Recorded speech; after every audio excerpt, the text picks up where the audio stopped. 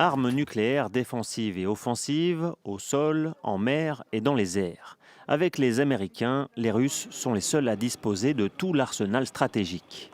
Moscou compte même le plus grand stock d'armes nucléaires au monde. Selon l'observatoire CIPRI, il se composait l'année dernière de 6255 ogives, un peu plus que son rival américain. Les deux pays disposent à eux deux de 90% du stock mondial. Plus de 1600 missiles russes seraient actuellement déployés.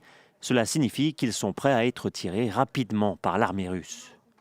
Parmi cet arsenal, il y a l'effrayant RS-28 Sarmat, surnommé Satan II par l'OTAN, la plus grosse arme intercontinentale jamais conçue. Selon les autorités russes, son rayon d'action dépasse les 10 000 km. Il pourrait détruire un territoire d'une taille égale à la France. Mais comme les pays disposant de la puissance nucléaire, Moscou s'en sert avant tout comme une force de dissuasion. Ces armes dévastatrices risquent désormais d'être déployées en dehors de la Russie. L'allié biélorusse vient de réformer sa constitution en autorisant la présence de missiles nucléaires sur son sol. Nous savons ce que cela signifie pour la Biélorussie d'être nucléaire. Cela signifie que la Russie mettra des armes nucléaires en Biélorussie et c'est une voie très dangereuse.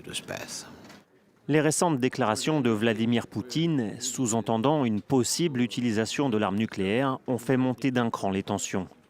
En 2014, déjà, lors de l'annexion de la Crimée, le président russe avait fait référence à son statut de puissance nucléaire pour décourager toute riposte.